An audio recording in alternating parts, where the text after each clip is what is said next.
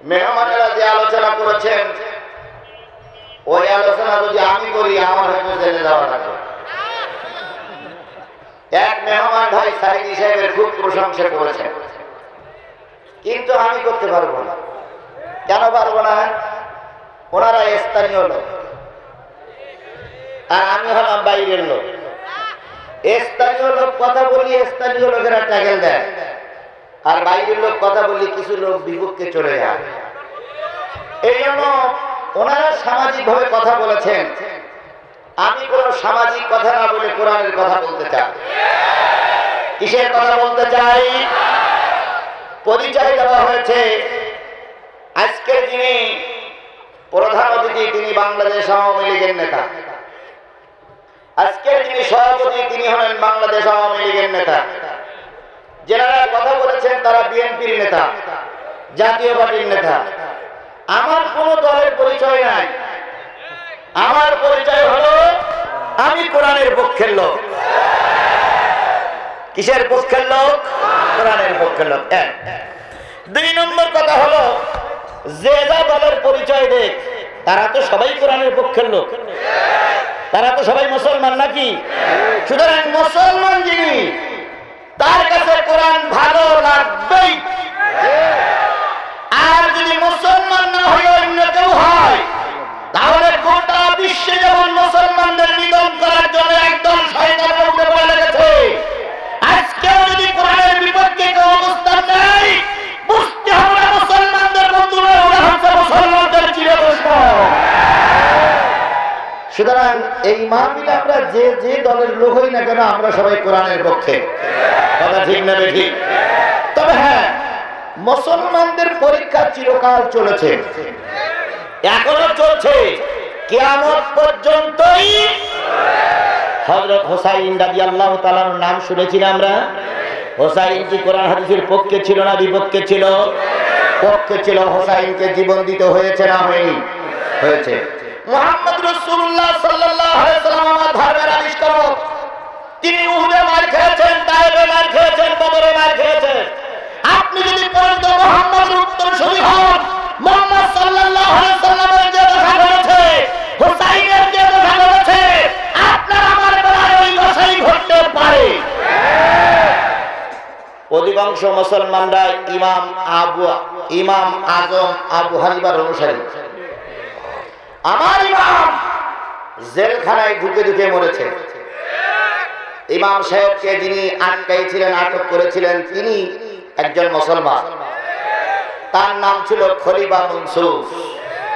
মনসুর নামটা কি হিন্দু না মুসলমান? খলিফা মনসুর তাকে গ্রেফতার করলেন, জেলখানার ভিতরে ঢুকালেন। জেলখানার ভিতরে ঢুকে সকালে সন্ধ্যায় তারপরে নির্যাতন চলতে থাকলো। এক পর্যায়ে তার পিঠি ঘা হয়ে গেল মার খাওয়ার কারণে। শেষ পর্যন্ত তিনি যখন তার নিজের গন্তব্যস্থল থেকে দূরে সরে গেলেন না, তখন খাদ্যের ভিতরে বিষ মিশিয়ে তাকে মৃত্যুবরণের দিকে ঠেলে দেওয়া হলো। খলিফা মনসুর হযরত ইমাম আবু হানিফাকে মেরে ফেলেছিল।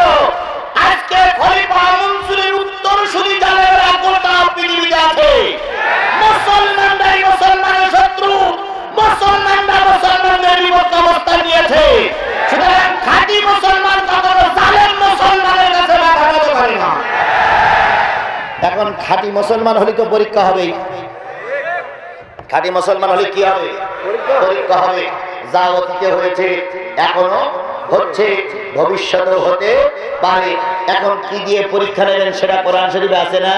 আল্লাহ বলতেছেন, ওয়ালা নাবলুওয়ান্নাকুম বিশাইইন মিনাল খাউফি ওয়াল জু'i ওয়া নাকসিম মিনাল আমওয়ালি ওয়াল আনফুসি ওয়াত তামারাত।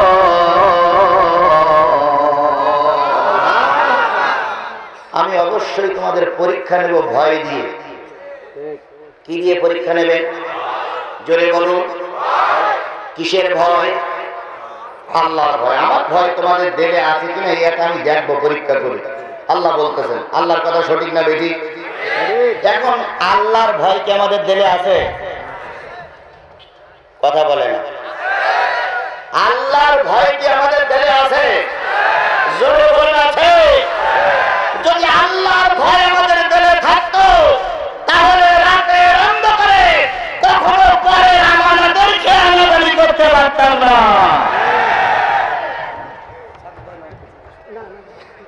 যদি আল্লাহর ভয় আমার দিলে থাকে, আমরা এখানে কত হাজার মানুষ আসছি বলে মনে হয়? আমার জানা মতে কমপক্ষে 20,000-এর উপরে লোক আমার সামনে আছে। 20,000-এর উপরের লোক আমার সামনে। আমরা শুনতেছি কোরআন, বলতেছি কোরআন। সামান্য 2-4 জন লোক এসে যদি একটা অস্ত্র উঁচু করে, অনেক লোক চলে যাবে। তা কালকে ফজরের নামাজের আগে আর আসবে না।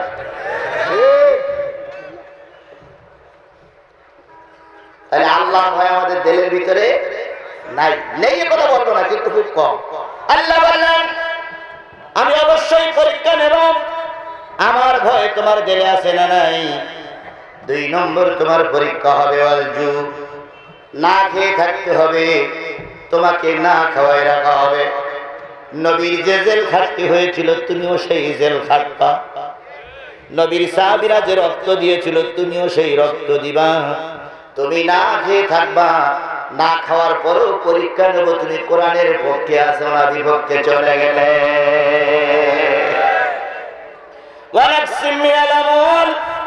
মালের ক্ষতি হবে, জানের ক্ষতি হবে, নিজের হাতের সন্তানের লাশ উঠবে, ছোট ভাই বড় ভাইয়ের লাশ নিয়ে কবরে যাবে। এরপরেও তুমি যদি ধৈর্য ধারণ করতে পারো, আমি আল্লাহ বলে দিলাম আমি তোমার সাথেই আছি। বন্ধুরে, বগুড়ার মুসলমানেরা, আল্লাহ যদি আপনার আমার সাথে থাকে, দুনিয়ার কেউ থাকুক আর নাই থাকুক, ওতে আমার কোনো দুঃখ নাই। তাহলে আল্লাহ আমার পক্ষে থাকুক, এটাকে আপনারা চান? জোরে বলেন চান? সুতরাং কোন নেতা কি বললো, কোন নেত্রী কি বললো, কোন গবেষক কি বললো, ওটা আমার জানার বিষয় নয়।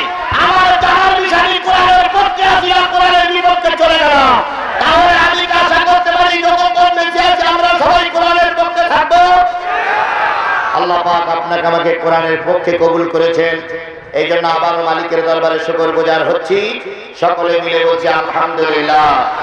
আর একটু জোরে বলুন আলহামদুলিল্লাহ। বিশ্ব মানবতার শ্রেষ্ঠ বন্ধু, সমস্ত নবী রাসূলদের শ্রেষ্ঠ রাসূল, আমাদের প্রিয় ভাজন নেতা, যার সুপারিশ ছাড়া কেউ জান্নাতে যেতে পারবে না, সেই নন্দিত নেতার নামে লক্ষ্য করে দুরূদ আর সালাম সকলে বলছি সাল্লাল্লাহু আলাইহি ওয়াসাল্লাম। সম্মানিত উপস্থিতি, আজকে যে মাহফিল আমরা বসেছি, এই মাহফিলের নাম হচ্ছে তাফসীরুল কোরআন মাহফিল। কি মাহফিল? সবাই মিলে বলেন কি মাহফিল? তাফসীরুল কোরআন মাহফিল মানে হচ্ছে যেই মাহফিলে কোরআন থেকে তাফসীর করা হয়। কথাটা বুঝতে পেরেছেন? যেই মাহফিল থেকে কোরআন, যেই মাহফিলে কোরআন থেকে তাফসীর করা হয়, ওই মাহফিলটার নাম হচ্ছে তাফসীরুল কোরআন মাহফিল। ভালো করে শোনেন, এটা কিন্তু ওয়াজ মাহফিল নয়, এটা কিন্তু সিরাত মাহফিল নয়, এটা কিন্তু ইসলামী জালসা নয়, এটা কিন্তু সব রেশানির মাহফিল নয়। এটা হচ্ছে তাফসীরুল কোরআন মাহফিল। তার মানে কোরআন থেকে যেই মাহফিলে তাফসীর করা হবে, এই মাহফিলটার নাম হচ্ছে তাফসীরুল কোরআন মাহফিল। এই মাহফিল মুসলমানরা সহ্য করবে, কাফেরেরা সহ্য করবে না। কেন সহ্য করবে না? আল্লাহ বলতেছেন, ওয়াকালাল্লাযীনা কাফারু লা তাসমাউ লিহাযাল কোরআন। কাফেরেরা বলে এই কোরআন যেন তোমরা শুনো না। কারা বলে? জোরে বলুন। কাফেরেরা বলে এই কোরআন যেন তোমরা শুনো না। তাহলে কোরআন শুনতে যারা নিষেধ করে ওরাই হলো কাফের, কোরআনের আলোচনা করতে যারা বাধা দেয় ওরাই হলো কাফের। তাই সে যত বড় নেতা হোক, যত বড় টুপিওয়ালা হোক, যত বড় দাড়িওয়ালা হোক, যদি কোরআন শুনতে নিষেধ করে, কোরআন বলতে নিষেধ করে, কোরআনের মাহফিল নিষেধ করে দেয়, বুঝতে হবে না কাফেরের চামচা।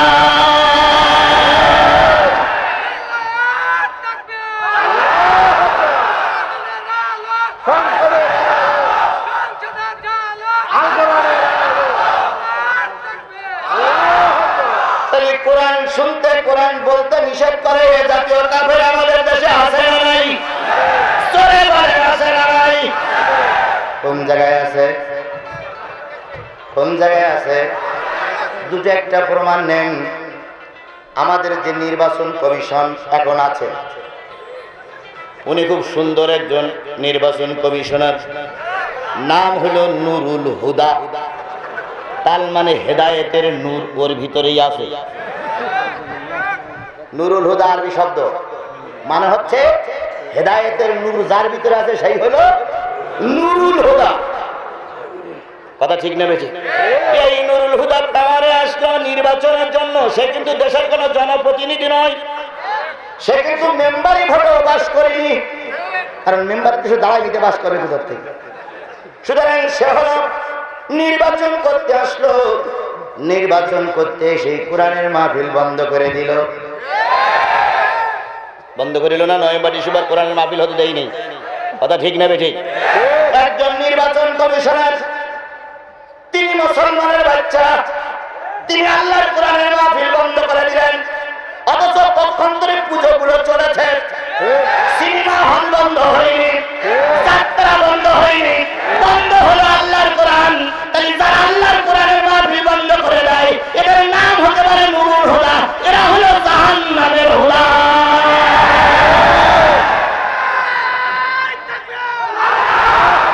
আপনার কে অধিকার দিল? বাংলাদেশের প্রধানমন্ত্রী মুসলমান, বাংলাদেশের রাষ্ট্রপতি মুসলমান, বাংলাদেশের স্পিকার মুসলমান, বাংলাদেশের জাতীয় সংসদের তৃতীয় নেত্রী মুসলমান। আপনি কোন অধিকারে আল্লাহর কোরআনের মাহফিল বন্ধ করলে? আল্লাহই তার ভালো জানে আপনার জন্ম সময় মুসলমানের রক্ত আপনার শরীরে ঢুকেছে না ঢুকে।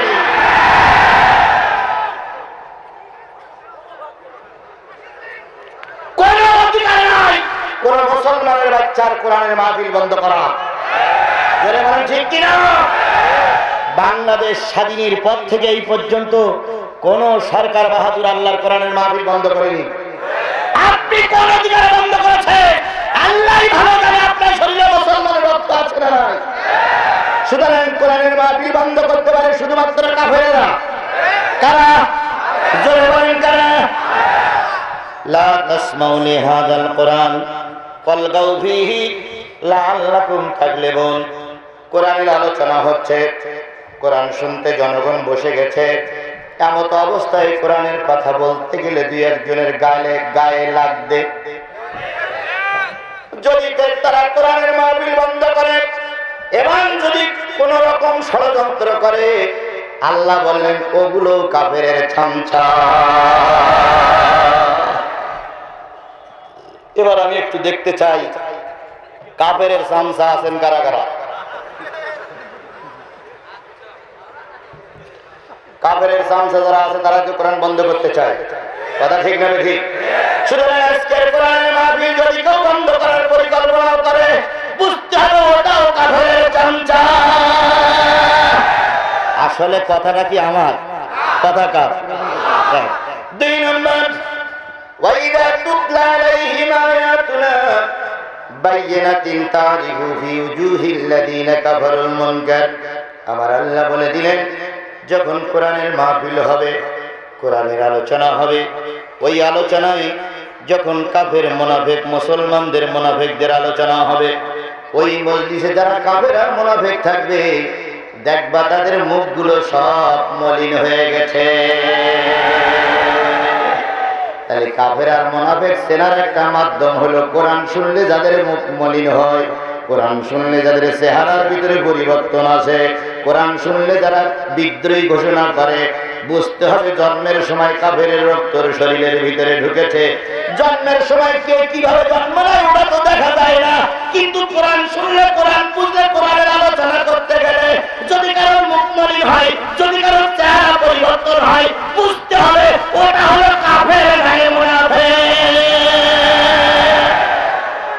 এরকম লোক প্রমাণ হলো আমরা সবাই খুশিতে আলোচনা করছি, খুশিতে শুনছি, কিন্তু কাফের আর মুনাফিক যারা আছে তাদের দিক তাকাই দেখবেন মুখ টুক কালো মালো করি হনুমানের মতো।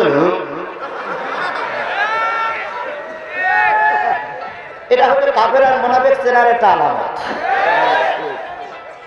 তাহলে কাফের আর মুনাফিক যারা তারা হয়তো কোরআন বলতে বাধা দিচ্ছেও দিতে পারে না, কিন্তু কোরআন শুনলে মুখ কালো করা, কোরআন শুনলে চেহারার পরিবর্তন আছে, এরা হলো হয় কাফের নাই মুনাফিক। আমার আল্লাহ বলেন শুধু তাই নয়,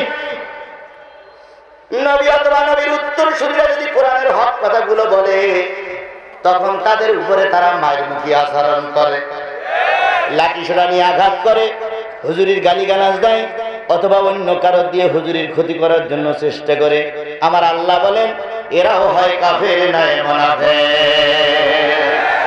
আল্লাহর কথা সত্য না মিথ্যা? জোরে বলেন সত্য না মিথ্যা? সেই আল্লাহ বলে দিল কাফের মুনাফিকরা কোরআন সহ্য করতে পারে না।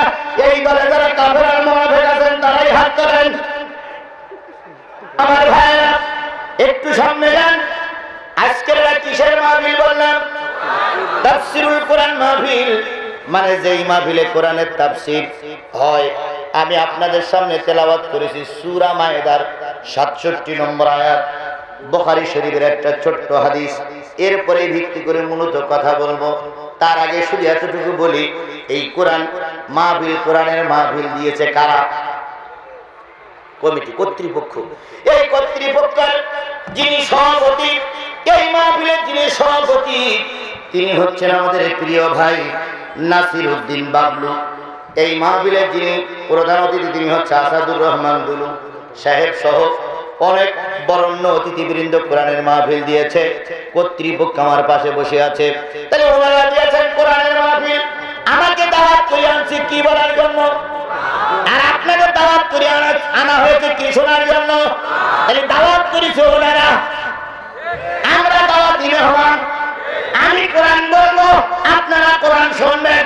মাঝখানে যদি কোনো ঝামেলা হয়, যদি কোনো সমস্যা হয়, যারা দাওয়াত করে নিয়ে আসছে ওনারাই বলবে, আমরা বোঝা বুঝি তালে নাই।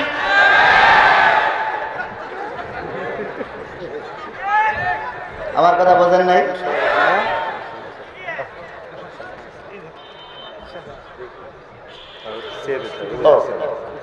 আসেন না। তাহলে যে জিনিসটা বোঝাতে চাচ্ছিলাম সেটা হলো,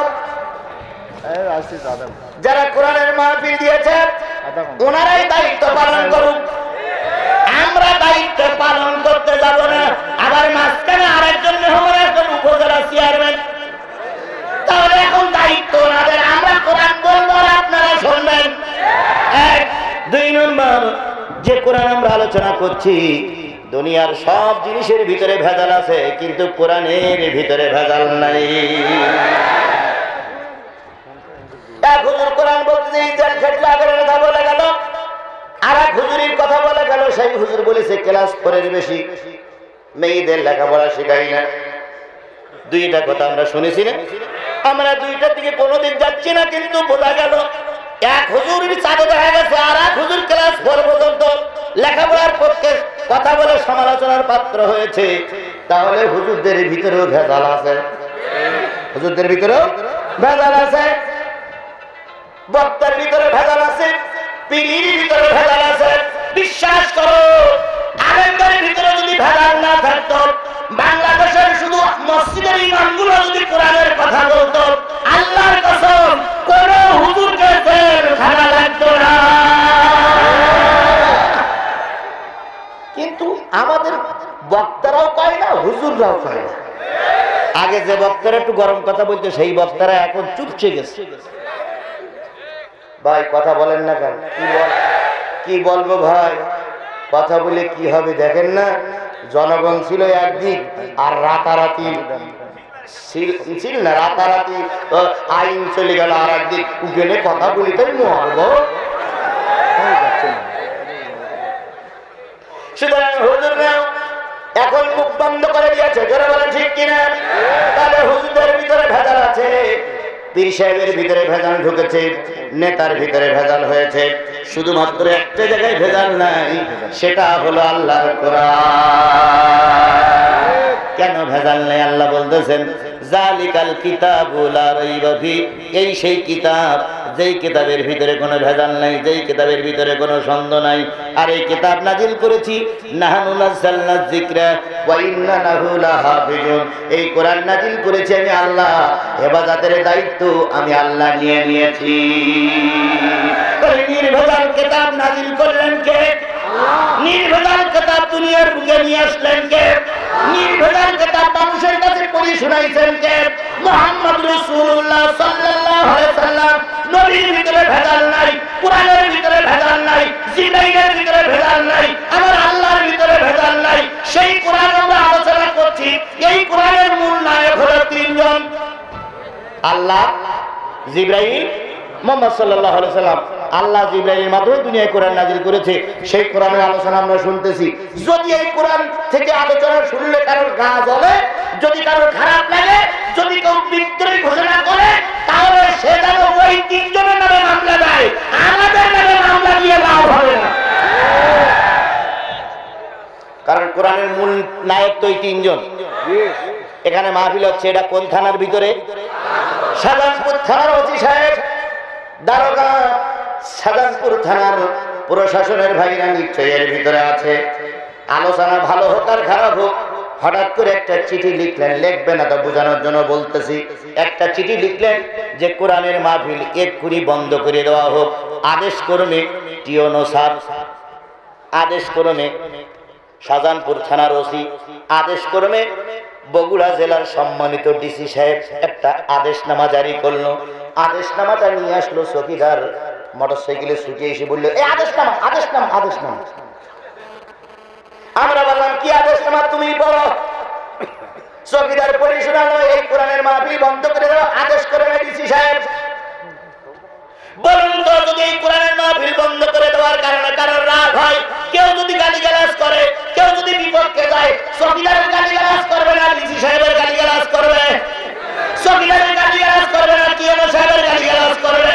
তাহলে আমি চৌকিদার কোরআনের আল্লাহ সেই নোটিশটা পড়ে শোনাচ্ছি।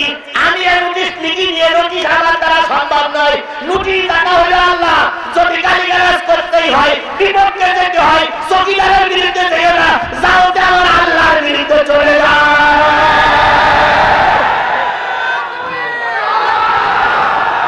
কারণ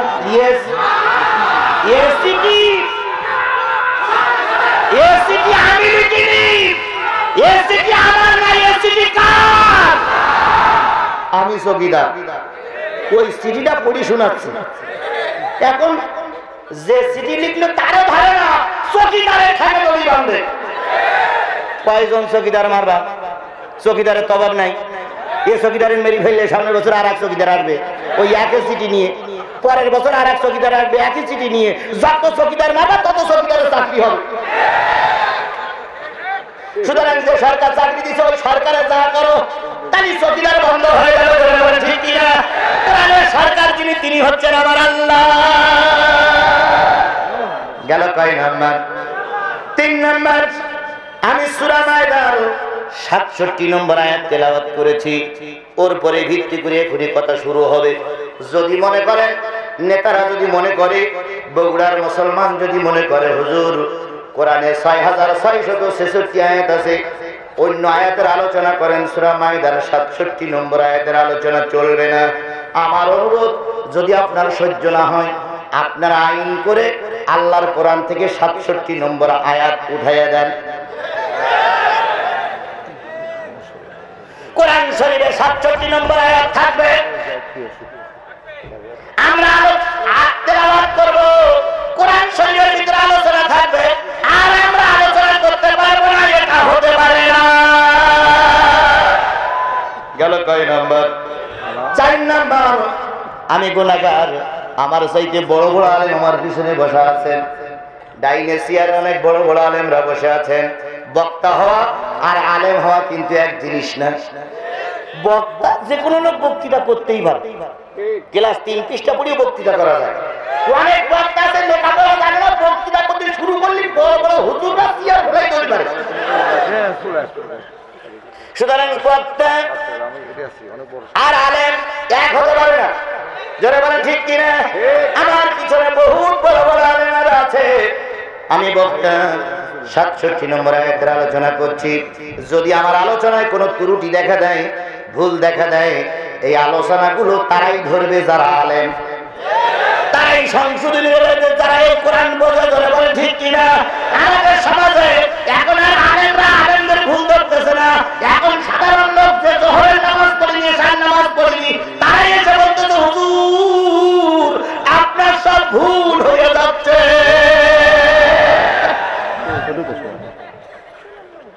কথাই বলে, এখন আর গাই গরুতে দুধ দেয় না, এখন এড়ি গরুতে দুধ দিয়ে বেড়াচ্ছে। তার মানে যারা কোরআন হাদিস বলে, তারা কোরআন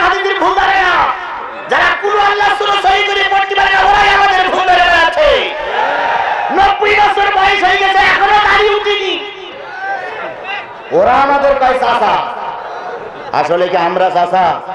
যারা চাচে তারাই চাচা, আর আমরা হলাম আচাচা।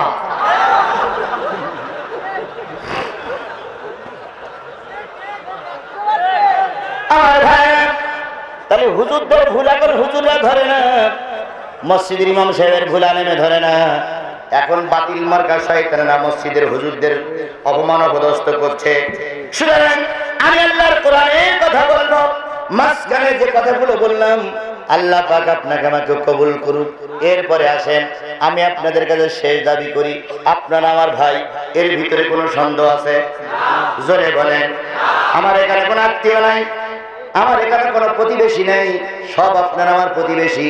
আমি যতক্ষণ কথা বলবো ময়দান ছেড়ে যাওয়া যাবে না। কথা ঠিক না ঠিক? এবার শেষ দাবি হলো, শেষ মোনাজাত পর্যন্ত কারা কারা থাকতে রাজি আছেন? দুই হাত উঁচু করে আল্লাহরে দেখান। যারা থাকবেন না তারা হাত উঁচু করবেন না, যারা থাকবেন তারাই হাত উঁচু করে আল্লাহরে দেখান। আল্লাহর হাতগুলো তুমি দেখে রাখো, তোমার বান্দারা ওয়াদা করছে শেষ মোনাজাত না করে কেউ বাড়ি ফিরে যাবে না। আল্লাহ পাক এই হাতগুলোরে কবুল করুন, সকলে বলে আমিন। আরো জোরে আমিন। আকাশ বাতাস মুখরিত করে জোরে একটা তাকবীর হবে। নারে তাকবীর, নারে তাকবীর। আল কোরআনের আলো। আল্লাহ পাক আপনাকে আমাকে কবুল করুক, সবাই মিলে বলুন আমিন। বন্ধুগণ, লোকদের বলি, মঞ্চের মেহমানদের বলি, শ্রোতাদেরও বলি, আমি কিন্তু আমার বাবার কথা আলোচনা করার জন্য আসিনি। আমি আমার 3 ঘন্টার আলোচনার ভিতরে একবার আমার বাবার কথা বলি না, একবার আমার পরিবারের কথা বলি না, একবার আমার নিজের প্রশংসা করি না। আমি আমার আল্লাহর কোরআনের কথা বলতে এসেছি। আর কোরআনের কথা আপনারা শুনবেন, হয়তো আজকের এই কোরআন আপনার আমার জন্য হেদায়েতের ওসিলা হয়ে যেতে পারে। আল্লাহ পাক আপনাকে আমাকে কবুল করুক, সকলে বলুন আমিন। আমার বন্ধুগণ, তাহলে আমি যে জিনিসটা বোঝাতে চাচ্ছিলাম সেটা হলো, আমরা শুনতে এসেছি কি? জোরে বলুন না, কি শুনতে এসেছি? আমি সূরা মায়েদার 67 নম্বর আয়াত আপনাদের সামনে তেলাওয়াত করেছি। যে সূরা থেকে তেলাওয়াত করলাম সূরাটার নাম আছে সূরাতুল মায়েদা। কোন সূরা? মুসলমান সবাই মিলে বলেন সূরাটার নাম কি? তাফসীর করতে গেলে কয়েকটা জিনিস লাগে। 1 নম্বর জিনিস হবে, যিনি তাফসীর করবেন তাকে অবশ্যই সহি করে কোরআন তেলাওয়াত করা লাগবে। বক্তা যদি সহি করে কোরআন তেলাওয়াত না করতে পারে, ওই বক্তার বক্তৃতায় কোনো লাভ নাই। 1। 2 নম্বর, যে আয়াতটা পড়েছেন, যে আয়াতগুলো তাফসীর করবেন, সেই আয়াতগুলো সরল অর্থ মানুষকে বোঝান। 3 নম্বর, যে সূরা থেকে আয়াতগুলো নিয়েছেন সেই সূরার একটা পরিচিতি বলে দেন। 4 নম্বর, যে সূরা থেকে যে আয়াতগুলো পড়েছেন ওই আয়াতগুলোর শানে নজুল প্রেক্ষাপট বলে দেন। এরপরে ওই আয়াতগুলোর ব্যাখ্যা করেন। এরপরে মানুষকে আপনি কি শিক্ষা দিলেন, আল্লাহ জাতিকে কি শিক্ষা দিল, এগুলোর পরে আলোচনা করেন। শেষ পর্যন্ত মানুষের কাছ থেকে দোয়া চেয়ে বিদায় নেন। এইগুলোর সব সমন্বয় হলো তাফসীর। কথা বুঝতে পেরেছেন? কথা বুঝতে পেরেছেন? তাহলে আমরা এক করে আছি।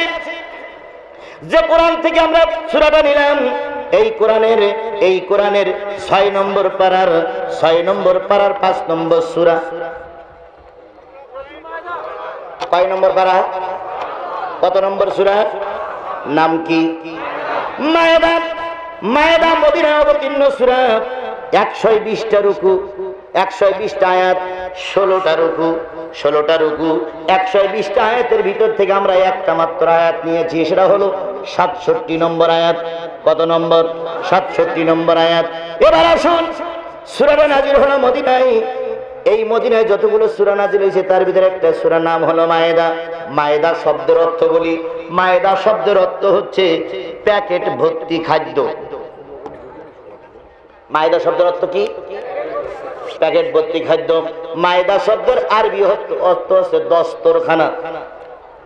যে জিনিসের পরে রেখে দস্তরখানা গ্রহণ করা হয় তার নাম কি? আল্লাহ নবী বলেন 4টে খানাদার বাড়ি আছে, 4টে খানাদার বাড়ি আছে। সেইটা মনে করতে হবে মুসলিম পরিবারের লোক। 1 নম্বর হচ্ছে যেই বাড়িতে দস্তরখানা আছে বুঝতে হবে ওই ইসলাম মেনে চলে। লাল কাপড় পুরুষের জন্য পরা বৈধ না অবৈধ? লাল কাপড় পুরুষের জন্য বৈধ না অবৈধ? লাল কাপড় পুরুষের জন্য অবৈধ। অথচ আল্লাহ নবী বলেন লাল দস্তরখানায় যদি কেউ খানা পিনা গ্রহণ করে আল্লাহ পাক তার বরকত দিয়ে দেবে। তাহলে 1 নম্বর বাড়ি থাকা লাগবে কি? দস্তরখানা।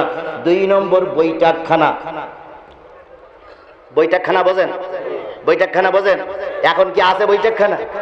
আগে ছিল বৈঠকখানা, বাইরের কোনো মানুষ আসলে বৈঠকখানায় বসতো, মেহমান বাইরের কেউ আসলে বৈঠকখানায় বসতো। এখন আর মেহমান বৈঠকখানায় বসে না, মেহমান বসে শোয়ার ঘরে।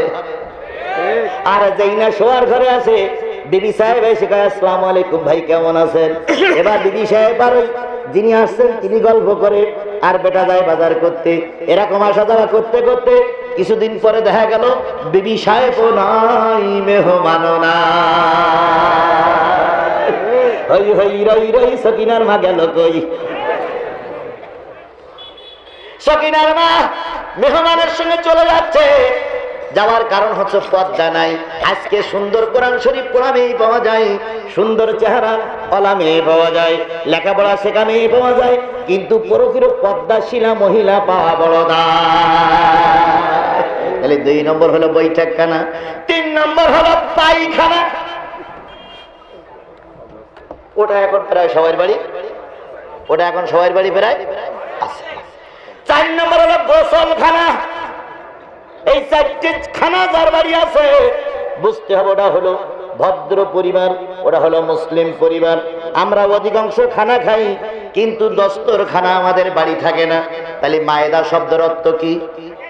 প্যাকেট ভরা খাদ্য। দস্তরখানা মানে যে জিনিসের পরে খাদ্য ছিল ওই জিনিসটার নাম হলো আরবিতে কি? মায়েদা। আমি এক এক করে আসি। কেন মায়েদা হলো? আল্লাহ নবী মুসা ফেরাউন বাহিনীর সঙ্গে মোকাবেলা করেছিলেন। ফেরাউন বাহিনী যখন মুসারে তাড়া কষলো, মুসা তখন ফেরাউনের দেশ থেকে হিজরত করে সিরিয়ায় চলে গেল। আমি প্রায় ওয়াজে বলি এমন কোন নবী নাই ধর্মের প্রচারের জন্য হিজরত করতে হয়নি, এমন কোন নবী নাই ধর্মের কথা বলে জেলখানা লাগেনি, এমন কোন নবী নাই ধর্মের কথা বলতে যে বিপক্ষে শক্তির হাতে মার খাওয়া লাগেনি।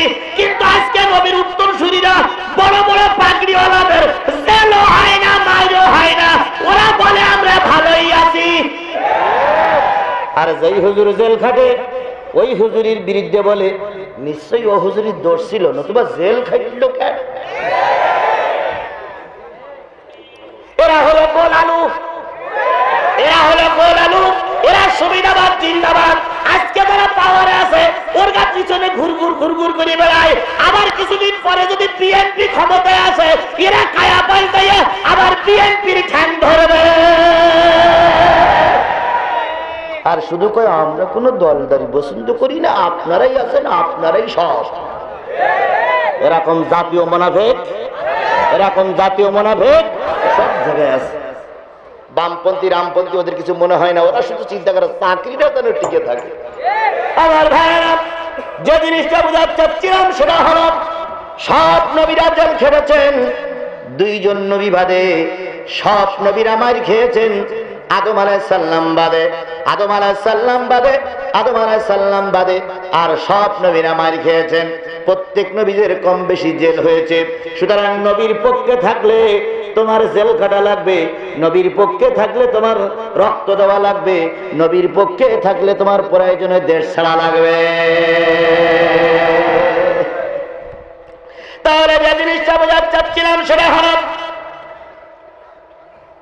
মায়েদা হলো দস্তরখানা। নবী মুসা হিজরত করে চলে গেলেন, ফেরাউন ডুবে মরল। মুসা আলাইহিস সালাম ফিরে আসলেন, মুসা আলাইহিস সালাম সিরিয়ায় চলে গেলেন। মুসার দলের লোকজন বলল হুজুর বড় শয়তানকে কুপকার করে আমরা সিরিয়ায় চলে আসছি, আমরা আর কাম করি খাবো না, কাজ করব না, আল্লাহরে বলি দাও আল্লাহ যেন জান্নাত থেকে খাদ্য পাঠাইয়া দেয়। মুসা আলাইহিস সালাম যে বলে আল্লাহ কি হয়েছে? কয় লাইন খারাপ। কয় কি? কয় আমার লোকের আর কাজ করি খাবে না। কেন? বসে বসে খাবে। যুদ্ধ করে ফেরাউনকে মেরে ফেলাইছে, আর কাজ করবে না। আল্লাহ দয়া করে বললেন যাও ওদের খাদ্যের বাজেট করে দিলাম, খাদ্যের নাম হলো মান্না সালো। কি খাদ্য? প্যাকেট ভর্তি করে আল্লাহ পাক জান্নাতের পাখির কাবাব তৈরি করে পাঠিয়ে দিলেন। ওই জান্নাতি খাদ্য যেটা আসছিল ওইটা নাম হলো মান্না সালোয়া। যে প্যাকেটের ভিতরে আসছিল ওই প্যাকেটের নাম হলো মায়েদা। যে প্যাকেটে খাদ্য আসছিল ওই প্যাকেটটার নাম কি? মায়েদা। আর যে খাদ্য আসছিল ওই খাদ্যটার নাম কি? মান্না সালোয়া। তাহলে বোঝা গেছে, প্রথম অবস্থা বোঝা গেছে। মাশাআল্লাহ। আয়াত কত বললাম? মোট আয়াত 120। রুকু সনদ 120টা আয়াতের ভিতর থেকে আমরা যে আয়াতটা নিয়েছি আয়াতটার পরিচয় হলো 67 নম্বর আয়াত। 67 নম্বর আয়াত আল্লাহ পাক তার দিন প্রচারের তাগিদ দিয়ে বলেন, ইয়া আইয়ুহার রাসূল বাল্লিগ মা উনজিলা ইলাইকা মির রাব্বিক, হে আমার নবী তোমার আল্লাহর পক্ষ থেকে যা আসছে সব মানুষের কাছে পৌঁছে দাও। আল্লাহর পক্ষ থেকে আসলো কয় হাজার কয় শত কতগুলো আয়াত। এখন যদি মনে করো কিছু আয়াত পড়লি তারা খেপে যাবে, কিছু আয়াত পড়লি জনগণ খেপে যাবে, আল্লাহ বলেন আফাতুমিনুনা বিবাদিল কিতাব, তোমরা কি কিতাবের কিছু অংশ মানবা আর কিছু অংশ অস্বীকার করবা? তাই যদি হয় এই সমাজে তোমরা লাঞ্ছিত অপমানিত অপদস্থ হবা। কিয়ামতের দিন আমি আল্লাহ পাক তোমাদের দোজখে ঠেলে দেব। নেতারা মন খারাপ করলেও কোরআনের কথা হক কথা বলা বন্ধ করা যাবে না। এখন আমরা পড়েছি মহা বিপদে ভাই। সত্য কথা বললি কিছু লোক খেপে যায়, আল্লাহ খুশি হয়। আর মিথ্যা কথা বললি নেতারা খুশি হয়, কিছু নেতা সব নেতা না, কিছু নেতা খুশি হয় আর আল্লাহ খেপে যায়। এখন সত্যি বললি জনগণ খাবে, মিথ্যা বললি আল্লাহ খাবে। এখন আমরা জনগণেরও সন্তুষ্ট করতে পারতেছি না, আল্লাহরও সন্তুষ্ট করতে পারতেছি না। এখন উপায় গেরা কলে পড়ে গেছি। কি কলে পড়েছি? গেরা কলে পড়েছি। এখন আপনারা বলতেছেন হুজুর বলেন বলেন বলেন, আপনারা উৎসাহ দিয়ে আবার বলালেন আর মাহফিল শেষে এ বলে হুজুরের দিকে, ও বলে হুজুরের দিকে, ঠ্যাং ধরে টানাটানি, তখন তো কেউ থাকে না। কথা ঠিক না বে ঠিক? এই জন্য মহা বিপদে পড়েছি, বিপদ থেকে উদ্ধার হওয়া বড় কষ্ট হয়ে দাঁড়াইছে।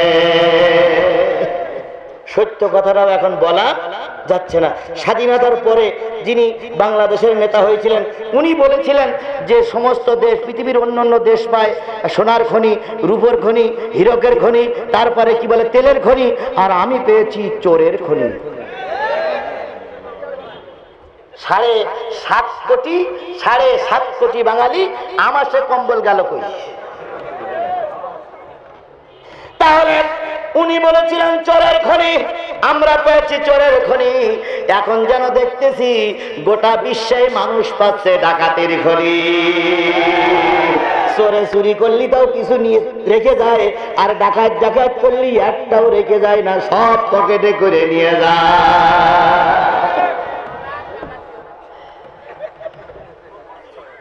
বলার কোনো লাইন, বলার কোনো লাইন নাই। বললেই দোষ, দেখা যাবে, শোনা যাবে, করা যাবে, কিন্তু বলা যাবে না। সুতরাং আমার আল্লাহ বললেন আফাতুমিনুনা বিবাদিল কিতাব, কিতাবের কিছু অংশ মানবার কিছু অংশ অস্বীকার করবা, তা হবে না। তাহলে আমার আল্লাহ বলেন ইয়া আইয়ুহার রাসূল বাল্লিগ মা উনজিলা ইলাইকা মির রাব্বিক, হে আমার নবী তোমার রবের পক্ষ থেকে যা আছে সব মানুষের কাছে কি করো? পৌঁছে দাও। সম্মানিত ওলামায়ে হযরত এখানে আছেন, আমি আপনাদের কাছে জিজ্ঞেস করি এই আয়াতটা কি রহিত হয়ে গেছে না এখনো চালু আছে? এই আয়াতটা কি মানসুখ হয়ে গেছে না এখনো চালু আছে? তাহলে চালু যদি থাকে তাহলে আল্লাহ যেন বলতেছে ইয়া আইয়ুহাল উলামা বাল্লিগ মা উনজিলা ইলাইকা মির রাব্বিক, হে আলেমেরা, হে বক্তারা, হে ইমাম সাহেবেরা, হে মুফাসসির সাহেবেরা, হে সুপারিনটেন্ডেন্ট সাহেবেরা, রবের পক্ষ থেকে যে কোরআন তোমাদের কাছে আছে এটা সব মানুষের কাছে পৌঁছে দাও। তাহলে আল্লাহ বলতেছে পৌঁছে দাও, আপনারা বলতেছেন পৌঁছে দিয়েন না, আপনারা বলতেছেন কিছু কোলটান সোলটান করে যান। তাহলে আল্লাহ যদি আমার দোজখে দেয়, আমার যখন মহা বিপদে পড়ে যেতে হবে, কোন নেতা আমার সঙ্গে থাকবেন সেই নেতা একটু হাত তুলবেন। আমার আল্লাহ বলেন ইন্নাল্লাযীনা ইয়াকতুমুনা মা আনজালাল্লাহু মিনাল কিতাব, নিশ্চয়ই যেই হুজুর, যেই বক্তা কুরআন গোপন করে পেট ভরে খেয়ে যায়, পকেট ভরে টাকা নিয়ে যায়। কে বলতেছে? ইয়াকতুমুনা মা আনজালাল্লাহু মিনাল কিতাব ওয়া ইয়াশতারুনা বিহি সামানান কালীলা উলাইকা মা ইয়াকুলুনা ফি বুতুনিহিম ইল্লান নার। ওই হুজুর পেটের ভিতরে আর পকেটের ভিতরে জাহান্নামের আগুন ছাড়া অন্য কিছু ঢুকালো না। তাহলে কোরআন গোপন করে যদি টাকা নিয়ে যায়, কোরআন গোপন করে যদি পেট ভরে খেয়ে যায়, তাহলে পেটের ভিতরে আগুন, পকেটের ভিতরে আগুন। কে বলতেছে? উলাইকা মা ইয়াকুলুনা ফি বুতুনিহিম ইল্লান নার ওয়া লা ইউকাল্লিমুহুমুল্লাহু ইয়াওমাল কিয়ামাতি। আল্লাহ বললেন, আমি আমার রহমত নিয়ে কিয়ামতের দিন ওই বক্তা ওই হুজুরের সঙ্গে কথা বলবো না। ওয়া লা ইউযাক্কিহিম, ওরে আমি পবিত্র করব না। ওয়া লাহুম আযাবুন আলীম, ওই হুজুরের জন্য রয়েছে কঠিন আযাব। আমার ভাইরা, কিছু কিছু লোক কান পড়া দিচ্ছেন, এটা বলেন না, ওটা বলেন না, ইয়ে করেন না, সে করেন না। যদি আপনারাই এত ভালো বোঝেন, তাহলে আমার দাওয়াত করার দরকারটা কি? এরপরে আপনার কান পড়া শুনে আমি কোরআনের কথা গোপন করে গেলাম। চুরি করেছেন বললাম না, ডাকাত করেছেন ওটাও বললাম না, এতিমের মাল খাচ্ছেন ওটাও বললাম না, এতিমের মাল খেয়ে বিপদে পড়েছেন ওটাও বললাম না। না বলে আমি চলে গেলাম। আল্লাহ যখন আমার দোজখে দেবে, আমার সঙ্গে দোজখে যাবেন কেডা? হাত তোলেন। যে নেতারা কান পড়া দিচ্ছিলেন সেই নেতাদের কাছে দাবি করছি, আমি যদি আল্লাহর কোরআনের কথা, হক কথা না বলি, আল্লাহ আমার যখন দোজখে দেবে, আমার সঙ্গে ওই নেতাদের দোজখে যাওয়া লাগবে। যদি আপনি লিখিত আওতা করতে পারেন, আল্লাহর কসমে এমন কাহিনী বলবো যে কাহিনী কোরআনে খুঁজে পাওয়া যাবে না। কিন্তু সত্য একটা, আমার যখন আল্লাহ দোজখে দেবে, আপনার দোজখে যাওয়া লাগবে। লিখে দেন, লিখে দেন আপনি যে হুজুর আপনি আমার মন মতো রাজ করেন, দোজখ দিলে আমি দোজখে যাব। সে বেলায় কেউ লিখবে না, শুধু হুজুরি ঠ্যাঙ্গিরি করাটা। তাহলে ভালো করে শোনো, দোজখে যখন যাবে না, আমার বিশ্বাস হচ্ছে এই মাহফিলের পরে বগুড়া জেলায় হয়তো আর মাহফিল হবেও না। হবে কিনা আল্লাহ ভালো জানে। হয় হোক আর নাই হোক, ওটা আমার কোনো দুঃখ নাই। তবে আল্লাহর কথা গোপন করে আমি জাহান্নামে যেতে রাজি না। 1 ঘন্টা বাঁচতে চাই, তবে সেটা হলো বাঘের বাচ্চার মতন, পাতি শিয়ালের মতন বেঁচে লাভ না। আমি কারণ পায়ে দাবি করি না, আমি কারণ পায়ে ধরে কেন আসি নাই, আল্লাহর কোরআনের কথা বলতে এসেছি।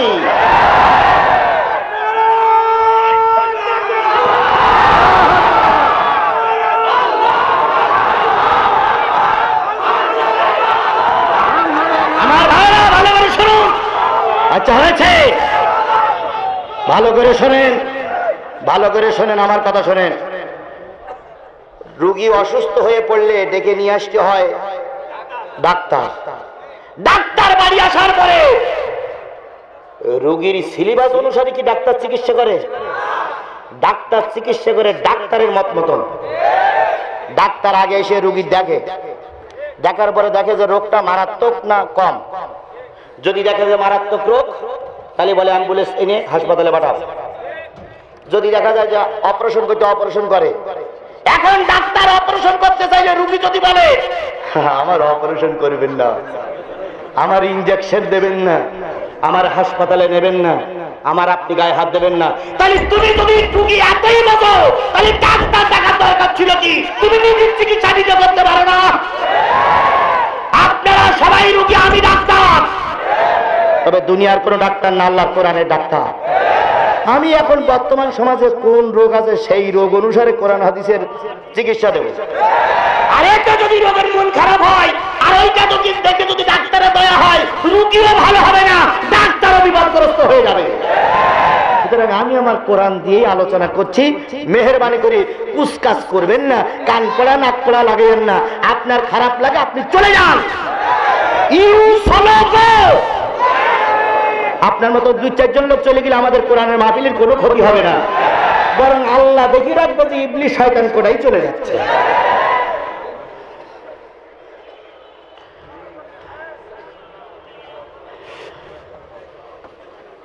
আল্লাহ পাক আপনাকে আমাকে কোরআনের কথাগুলো ধৈর্যের সঙ্গে কবুল করুক। আমার ভাইরা, আল্লাহ পাক বললেন নবী কোরআনের সব কথাগুলো মানুষের কাছে বলে দাও। ফামা বাল্লাগতা রিসালাতাহু, যদি কম করো অথবা জনগণের উৎসাহিত করার জন্য বেশি করো। জনগণ তোমার কথা শুনতেছে না, এই জন্য যদি কমায়া দাও, অথবা জনগণ তোমার কথা শুনে বাহাবা দিচ্ছে, এই জন্য কোরআনে নেই হাদিসে নেই এরকম বেশি কথা যদি বলো, ফামা বাল্লাগতা রিসালাতাহু, জেনে নিও নবুয়তের দায়িত্ব তোমার পালন করা হয়নি। কথা কে বলে দিলেন?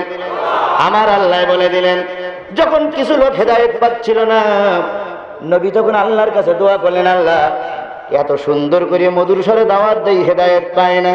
আল্লাহ বলে দিলেন, নবী গো, হেদায়েত দেওয়ার মালিক তুমি না, তোমার দায়িত্ব আমালাইনা ইল্লাল বালাগ, তোমার দায়িত্ব পৌঁছে দেবা। কার কপালে হেদায়েত আছে আর কার কপালে হেদায়েত নাই ওটা আমি আল্লাহ জানি। হেদায়েত সবার কপালে হয় না, জোরে বলেন ঠিক কিনা? কিছু কিছু লোক বক্তৃতা করে যে জিহাদির আলোচনা শুনে কি বা হলো, জিহাদির আলোচনা শুনে কিচ্ছু হয়নি, কিন্তু এই পর্যন্ত 7 জন অমুসলিম কলেমা পড়ে মুসলমান হয়েছে। জিহাদির আলোচনা শুনে কিছু হয়নি, কিন্তু শত শত লোকের মুখে দাঁড়িয়ে এসেছে। জিহাদির আলোচনা শুনে কিছুই হয়নি, হাজার হাজার বেনামাজি লোক নামাজি হয়েছে। গত 3-4 দিন আগে সিরাজগঞ্জে এক মাহফিলে ছিলাম, সিরাজগঞ্জের বেলকুচিতে এক মাহফিলে ছিলাম। ওইখানে একজন পুলিশের কর্মকর্তা ছিলেন। আমার আলোচনা ছিল সূরা সফের 9, 10, 11। আলোচনার পরে উনি দাঁড়িয়ে মাইক নিয়ে বললেন, হুজুর জীবনে অনেক অবৈধ পয়সা ইনকাম করেছি, আজকের কোরআনের পরে শপথ নিয়ে আপনার মাথায় হাত দিয়ে শপথ করলাম আমি আর জীবনে কোনোদিন অবৈধ পয়সা ইনকাম করব না। আর আমি এই পর্যায়ে শপথ নিতে পারি, যতদিন বেঁচে আছি ততদিন কোরআন হাদিসের পক্ষে থাকবো। আমার বিশ্বাস কেউ না হলে একজন দারোগাও যদি আল্লাহর কোরআনের পক্ষে এসে থাকে, আমার দাওয়াতটা ওখানেই সফল কাজ হয়েছে।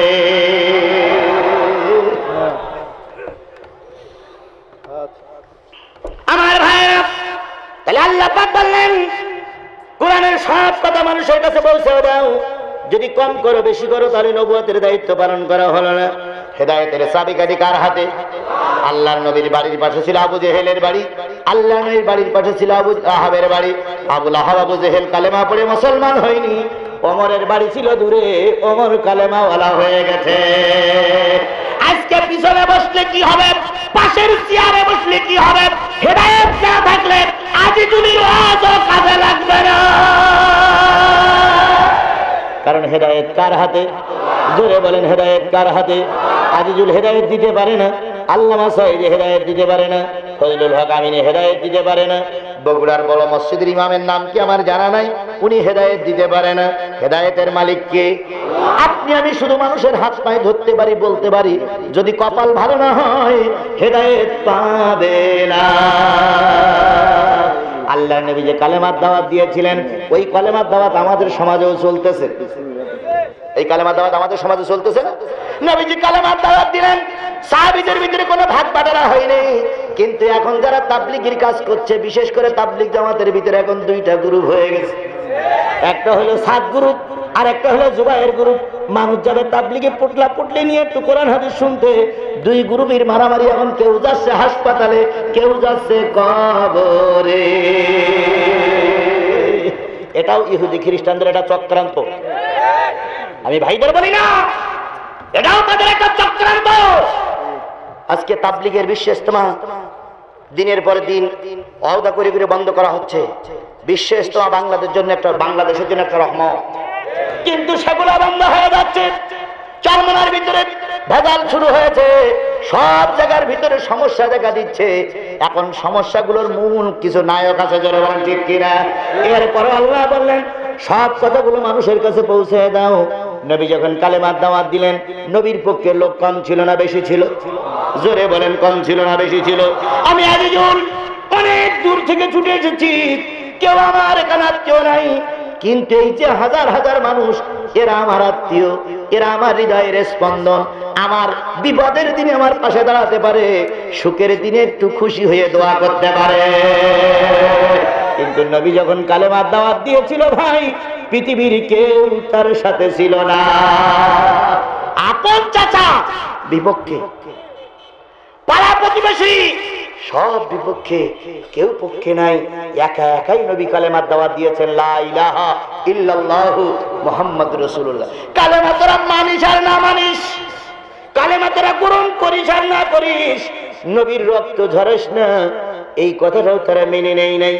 নবীকে পাইলেই কি বলেছে? পাগল। নবীকে পাইলে বলেছে জাদুকর, নবীকে পাইলে বলেছে ফেরেববাজ, নবীকে পাইলে বলেছে ধোঁকাবাজ, নবীকে পাইলে বলেছে দুষ্কৃতিকারী।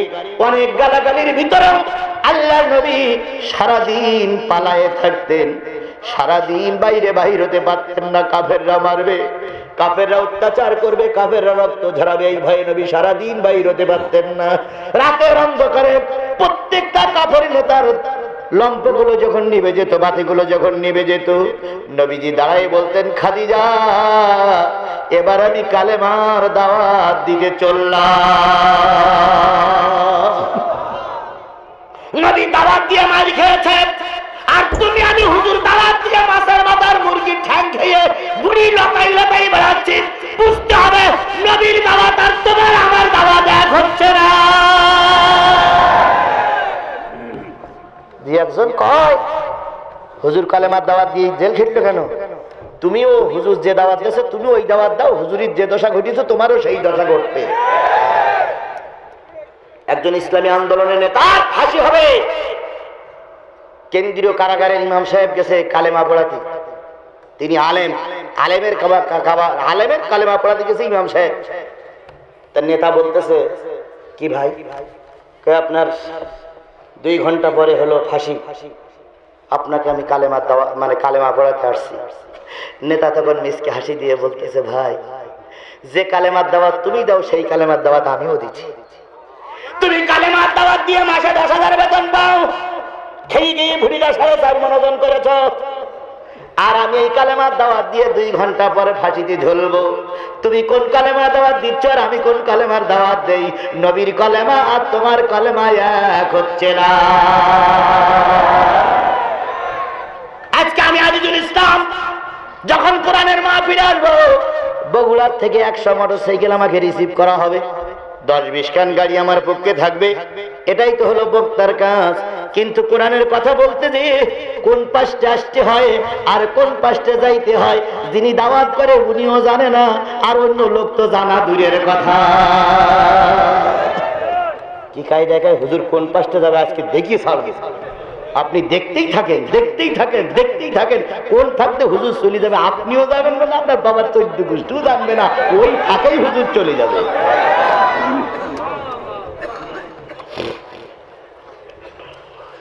একজন লোক তো ওত পেতে বসে থাকে, এই পথে গিলি হয়, গিলি হয়, গিলি। কিন্তু আমি যে কোন পথে যাবো আমার আল্লাহ বাজেট করে দিয়েছে। কেউ কেউ কয় আমি নাকি জেন হুজুর। কেন নেমে কোন পাশে যায় তা কেউ বলতে পারে না। আমি জেনও না, পৈরিও না, আমি যা ছিলাম তাই। আজকে একসঙ্গে এসেছি, একসঙ্গে একই গাড়িতে পাশের সিটে এসে একজনের আমি আসলাম, তিনি আজিজুল ইসলাম জিহাদির খুব প্রশংসা করছে, অথচ তিনিও জানে না তার পাশে আমি বসে আছি।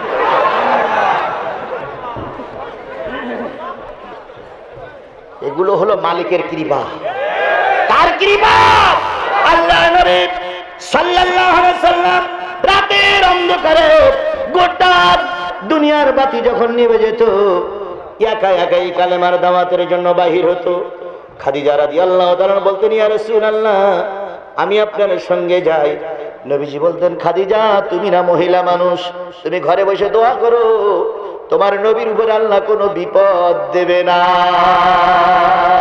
কারণ সত্য কথা যারা বলে, সৎ পথে যারা চলে, তাদের হেফাজতের দায়িত্ব হলো আল্লাহ। আমি প্রায় জায়গায় উদাহরণ দেই, বাঘের শক্তি বেশি না ছাগলের শক্তি বেশি? এই মুসলমান বুঝে শুনে বলেন, বাঘের শক্তি বেশি না ছাগলের শক্তি বেশি? বাঘ থাকে কোন জায়গায়? জঙ্গলে। ছাগল থাকে বাড়িতে মালিকের ছোট্ট একটা কামরায়। বাঘ যদি মনে করে সাতক্ষীরার আজিজুল হুজুর বগুড়ায় মাহফিল করতে গেছে, আমি একটু মাহফিল শুনিয়ে আসি, এই কথা মনে করিয়ে বাঘ যদি জঙ্গল থেকে বাহির হয়, ও কি বাঘের হাট পার হইতে পারবে? তার আগে জনগণ কি করবে? পিটাই মেরে ফেলবে, কয় বাঘের বাচ্চা, বাঘ তুই ফাঁকায় বেরুলি কেন? তুই থাকবি জঙ্গলের ভিতরে, তুই ফাঁকায় কেন? কথা ঠিক না বেঠিক? মালিকের ছাগল দুর্বল।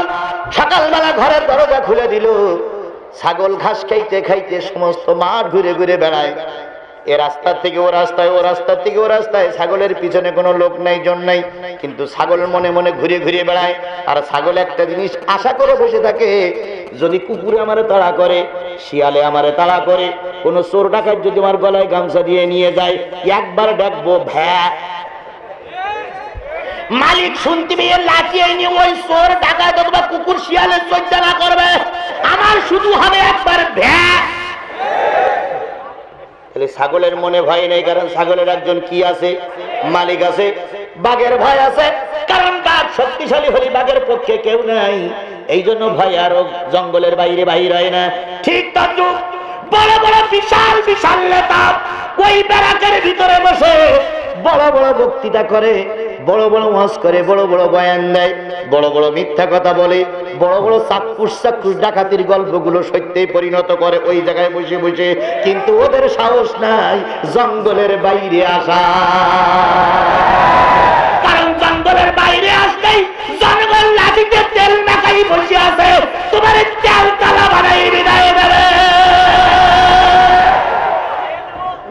এই জন্য ওই ব্যারাকের ভিতরে, ওই সংসদের ভিতরে, ওই কি বলে প্রেস ক্লাবের ভিতরে, ওই সংবাদ সম্মেলনের ভিতরে বেশি বড় বড় বক্তৃতা করে, কিন্তু ফাঁকায় আসার সুযোগ নেই। আর যদিও ফাঁকায় আসে, সামনে 3 গাড়ি, পিছনে 3 গাড়ি পুলিশ থাকা লাগে, পুলিশ ছাড়া উনি একা একা আসতে পারেন না, এত বড় জনদরদি বন্ধু উনি। কথা ঠিক না ঠিক?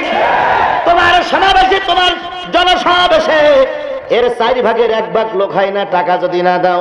আর আমি দেখো কোরআন বলতে এসেছি, আমার কোনো জনগণের টাকা দেওয়া লাগে না, পয়সা দেওয়া লাগে না, আমি বরং জনগণের কাছে টাকা তুলে ভাইদের হাতে দিয়ে গেলাম।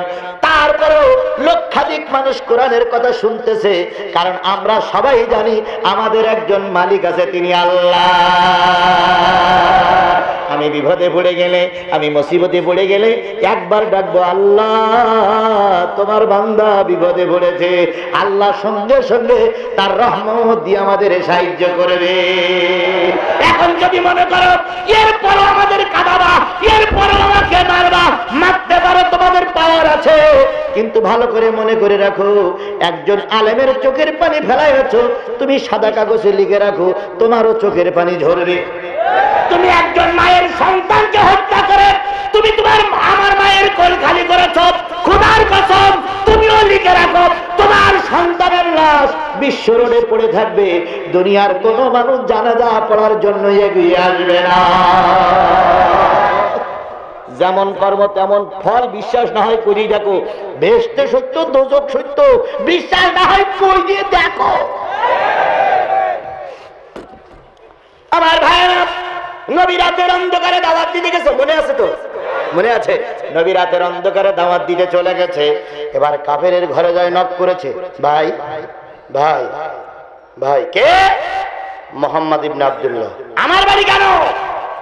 কালেমার দাওয়াত দিতে এসেছি ভাই, দরজা খোলো।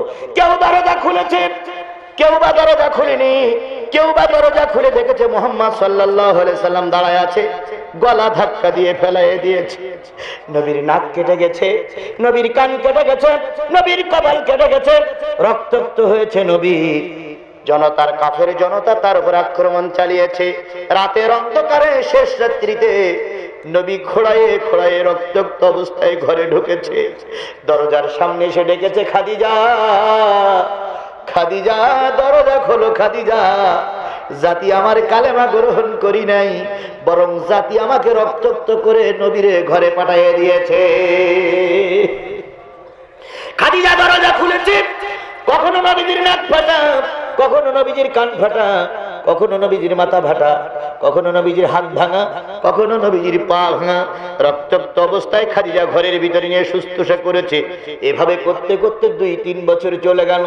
একদিন খাদিজাকে জিজ্ঞেস করলেন নবীজি, খাদিজা প্রতিদিন রাত্রিতে এসে যখন দরজায় নক করি, একবারের বেশি 2 বার দরজার ডাক দেওয়া লাগে না, তুমি কি রাতের অন্ধকারে ঘুমাও না? কখনো তাহাজ্জুদের সময় ডেকেছি, কখনো শেষ রাত্রি ডেকেছি, কখনো সন্ধ্যা রাত্রি ডেকেছি, কখনো শবে সাদেকের সময় ডেকেছি, প্রত্যেক ডাক একবারের বেশি 2 বার দেওয়া লাগে নাই। তুমি কি ঘুম পড়ো না? খাদিজা তখন রাহমাতুল লিল হাত ধরে বলেছেন, নবী গো, আপনি কালেমার দাওয়াত দেওয়ার জন্য যান, কত লোক আপনার গালিগালাজ করে, মারে, আঘাত করে, আপনার পরে অত্যাচার করে, আর আমি আপনার খাদিজা যদি বিছানায় ঘুমায় থাকি, রাতের অন্ধকারে এসে যদি খাদিজা খাদিজা করে রাখেন, আমি আল্লাহর দরবারে কৈফিয়ত দিতে পারবো না। তাই আপনি যতক্ষণ ফিরে না আসেন ততক্ষণ জানের গায়ে পিঠ লাগায় আপনার খাদিজা দাঁড়ায় দাঁড়ায় ঘুমায়। ও আমার মায়েরা, ও আমার বোনেরা, আল্লাহ নবী বলছেন, সালাসাতুন লা তারফাউ সালাতিহিম ফাওকা রুসিহিম শিবরা, তিন ব্যক্তির নামাজ মাথার এক বিঘত উপরে উঠবে না। কয় ব্যক্তির নামাজ? জোরে বলেন, কয় ব্যক্তির নামাজ? সালাসাতুল্লাহ তারফাউ সালাতিহিম ফাওকা রুসিহিম শিবরা রাজুলুন আম্মা কওমান ওহুম লাহু কারিহুন। ওই লোক নেতা হইছে যেই লোক সমাজের লোক তার সাপোর্ট করে না, সমাজের লোক ভোট দেয়নি, রাতের অন্ধকারে জনগণের আমানত চুরি করে যেই ব্যক্তি নেতা হয়ে গেছে, ওই ব্যক্তির নামাজ মাথার এক বিঘত উপরে উঠবে না। এরকম নেতা আমাদের বাংলাদেশে একটা না। চুরি করো তা লজ্জা লাগে না, ডাকাতি করো তা লজ্জা লাগে না, হুজুর বললি এত কাপালা করে কেন ডাকাতির বাচ্চা ডাকাত? কথা ঠিক না ঠিক, কথা ঠিক না ঠিক। আর ওদের চোর বললো গা লাগে না, কারণ মানি লোকের মান জুতলেও যায় না। ওনারা এত সম্মানিত, জুতলেও ওনাদের মান সম্মান চলে যায় না। আমার ভাইরা, আল্লাহ নবী বলেন, সমাজের লোক যেই ব্যক্তির সাপোর্ট করে না, রাজুলুন আম্মা কওমান ওহুম লাহু কারিহুন, সমাজের লোক যেই ব্যক্তির সাপোর্ট করে না, সমাজের লোক যেই ব্যক্তির চায় না, সমাজের নেতৃত্ব নিয়েছে, জালেমের ভূমিকা পালন করে, ওই ব্যক্তির হজ করলেও হজ কবুল, ওই ব্যক্তির নামাজ, ওই ব্যক্তির দান সদকা, ওই ব্যক্তির কোন ইবাদত কবুল হবে না। কারণ তুমি জনগণের খেয়ানত করেছো, তোমার ইবাদত আল্লাহ কবুল করবে না। হক হলো দুইটা, একটা হলো আল্লাহর হক, আরেকটা হলো বান্দার হক। যেই ব্যক্তি বান্দার হক নষ্ট করে, আল্লাহর হক নষ্ট করে, সে ব্যক্তি যদি মাপ পেয়ে যেতে পারে, কিন্তু বান্দার হক নষ্ট করলে, বান্দা মাপ না করলে আমার আল্লাহ মাপ করবে না। কি কায়দায় কয়, আমি জনগণের নেতা। বাড়ি গেলে মেয়ে কয়, আব্বা তুমি তো নেতা হয়ে যাও, তোমার তো কেউ ভোট দেয়নি আব্বা। তোর নেতা তখন স্ত্রীর কয়, আমার ভোট দেয়নি, তা ও জানলো কি করে? কয় তোমার মা ওর সঙ্গে বলিস। তো মারে যেই কয়, মা তুমি কি বলেছ? কি বলবো, দেখলাম কেউ ভোট দিল না, তুই 3,32,533 ভোট কিসে পালি, তুই কি করি পালি? কেউ তো ভোট দেয়নি। এরকম নেতা আমাদের দেশে আছে না নাই? জোরে বলেন, আছে না নাই? যদি এরকম নেতাই বলতেছি কেউ থেকে থাকেন, ভালো করে শোনো, আমি কোরআন হাদিস বলতেছি। যেই ব্যক্তি সমাজের নেতা হয়, জনগণ তারা সাপোর্ট করে না, ওই ব্যক্তির নামাজ, ওই ব্যক্তির রোজা, ওই ব্যক্তির হজ, ওই ব্যক্তির যাকাত, ওই ব্যক্তির দান সদকা আমার মালিকের দরবারে কবুল হয় না। এমনকি তার নামাজ মাথার এক বিঘত উপরে উঠবে না, তার রোজা মাথার এক বিঘত উপরে উঠবে না, তার দান সদকা মাথার এক বিঘত উপরে উঠবে না, তার কোনো ভালো কাজ আল্লাহ কবুল করবে না। গেল এক। 2 নম্বর, রাজুলুন আম্মা কওমান ওহুম লাহু কারিহুন ওয়া রাজুলুন যাওজুহু আলাইহা সাকিদুন। যেই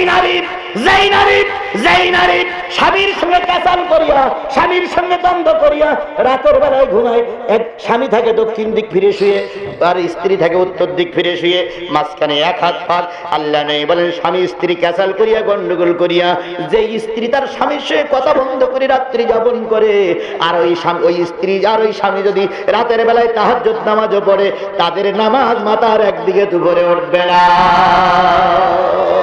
3 নম্বর, যেই মুসলমান, 2 মুসলমান কথা বন্ধ রেখে 3 দিন অতিক্রম করে ফেললো, সালাম বন্ধ হলো, গল্প বন্ধ হলো। নবীজি বলেন এই মুসলমানের দোয়াও কবুল হবে না। তাহলে যে ব্যক্তি যেই মহিলার স্বামীর খেদমত করে সেই মহিলা জান্নাতি। খাদিজা বলেন ইয়া রাসূলুল্লাহ, আপনি যতক্ষণ ফিরে না আসেন ততক্ষণ পর্যন্ত আমি বিছানার সঙ্গে পিঠ লাগাই না। এ ছিল খাদিজা। আজকে ওই খাদিজার মতন স্ত্রী যদি আমাদের ঘরে আসতো, আল্লাহর কসম ওই ঘরটা হয়ে যেত জান্নাতের টুকরা। কিন্তু আমাদের ঘরে ওই শান্তি নাই। দুটো কারণে শান্তি নাই। একটা হলো ভারতের চ্যানেল আমার ঘরের ভিতরে আছে, স্টার জলসা জি বাংলা সহ বিভিন্ন চ্যানেল আমার ঘরের ভিতরে আছে। স্বামীর খেদমত করবে কখন আর সিরিয়াল দেখবে কখন? এই কারণে অশান্তি। 2 নম্বর অশান্তি হলো মোবাইল। 2 নম্বর অশান্তির কারণ হলো মোবাইল একটা কিনে দিয়েছেন, আপনার সেটের দাম হলো 1600-1800 টাকা, আর বেগম সাহেবের সেটের দাম হলো 3200 টাকা। বেগম সাহেবের মন জয় করার জন্য ফোন কিনে দিয়েছেন। বেগম সাহেব কার সঙ্গে কথা বলে জানা যায় না।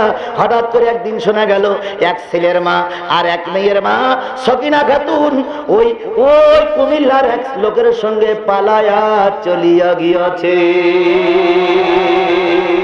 সকালবেলা ফজরের নামাজ পড়ে হুজুরের হাত কান ধরে কান্দে, হুজুর রহিমার মা নাই। হুজুর কয় মারা গেলি তো সংবাদ পাইতাম, কিন্তু কোনো সংবাদ পাইলাম না। কয় হুজুর কুমিল্লার এক লোকের সঙ্গে যোগাযোগ করিয়া রাত 12টার সময় সব টুকলা টুকলি বেদিয়া চলিয়া গিয়াছে। এরকম ঘটনা সাজানপুরি হয় না আমার ভাইয়েরা, পর্দা যদি করতাম আর মোবাইল যদি কন্ট্রোল করতাম, মোবাইল কিন্তু জাতির জন্য একটা রহমত।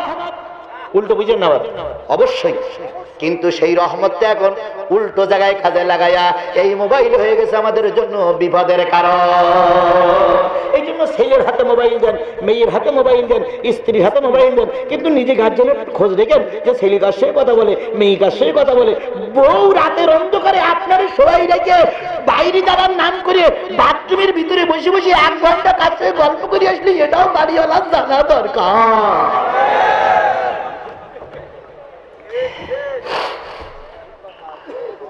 আমার ভাইরা, আল্লাহ নবী দাওয়াতি কাজ করতে করতে সব মিলে 16 জন মানুষ কালেমাওয়ালা হয়ে গেছে।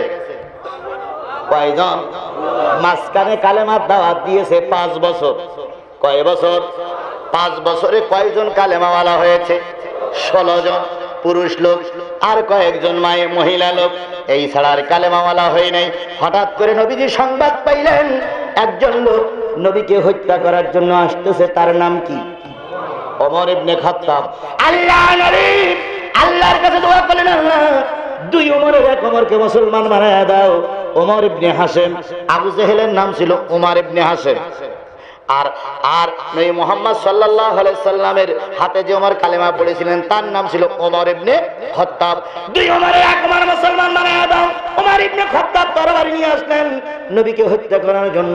কাহিনী ওইদিকে যাব না, তাহলে শেষ করতে পারবো না। ওমর ইবনে খাত্তাব নবীজির দরবারে আসলেন। নবী দূর থেকে বলেন, ওমর রে, আর কতদিন জাহিলিয়াতের পথে থাকবে ওমর? নবীর কাছে ফিরে এসো।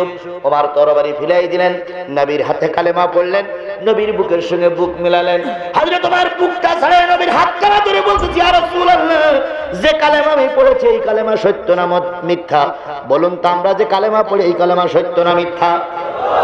জোরে বলেন, এই কালেমা সত্য না মিথ্যা? নবী বললেন, ওমর বেশক এই কালেমা সত্য। তাই যদি হয় ইয়া রাসূলুল্লাহ, ওই কালেমার দরজা বন্ধ করে রাতের অন্ধকারে ওই কালেমার দাওয়াত আর চলবে না। আজকের থেকে প্রকাশ্য ময়দানে কালেমার দাওয়াত চলবে।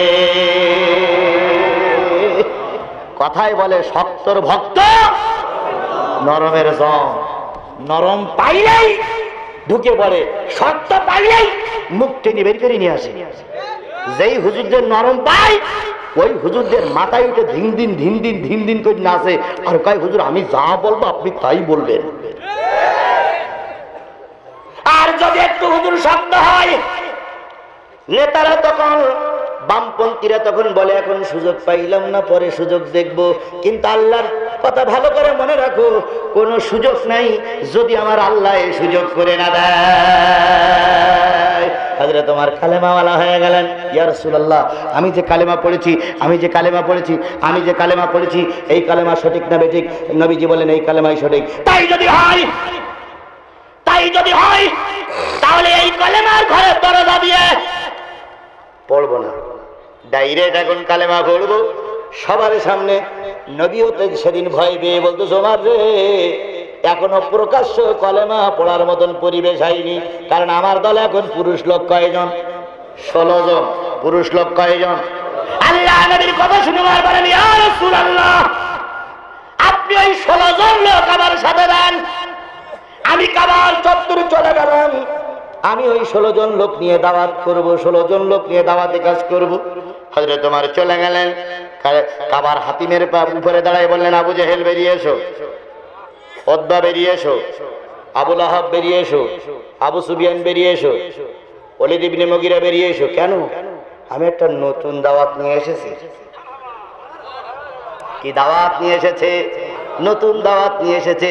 সব কাফেররা বেরিয়ে আসলো। হযরত ওমর বললেন, শোনো,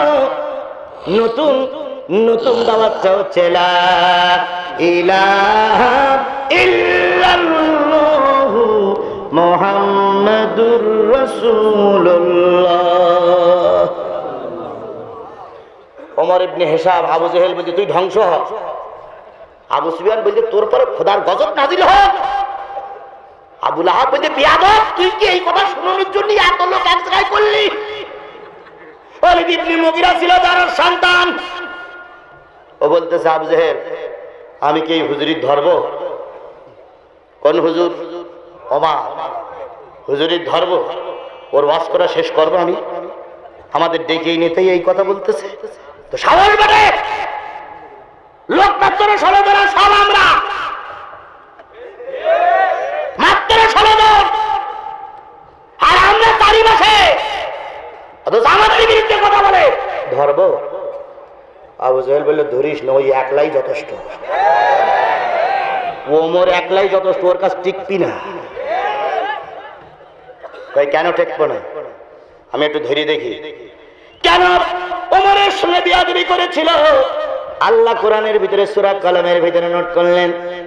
আল্লাহ বললেন, যারা নবী গো তোমাদের কাজে বাধা সৃষ্টি করে, যারা তোমাদের কাছে বাধা সৃষ্টি করে, নবী তোমার কালেমার দাওয়াত দিতে দেয় না, কোরআনের কথা ভালো করে মানুষের কাছে প্রকাশ করতে দেয় না, ভালো করে শোনো, ওরা সব যার সন্তান। উতুলিন বাদা জালিকা জালিম। যারা নবীর কথা বলতে বাধা দেয়, কোরআনের কথা বলতে বাধা দেয়, যারা কোরআন হাদিস মানুষের শোনাতে দেয় না, নবী বললেন, আল্লাহ বললেন, ওরা জারস। তার মানে বৈধ বাপ যারা, ওরা দুনিয়ার মুখ দেখে না। ওই অবৈধ সন্তান তখনও ছিল, ও অবৈধ গুরু এখনো আছে না। না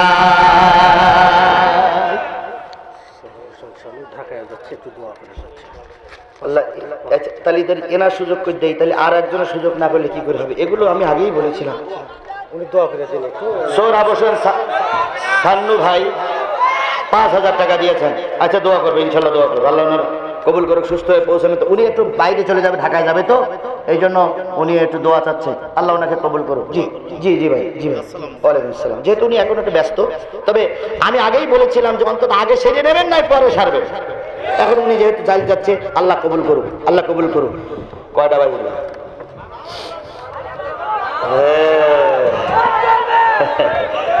আচ্ছা, কয়টা পর্যন্ত চলবে? সারা রাত চলবে। সারা রাত আপনারা থাকবেন, কিন্তু আমি থাকবো না।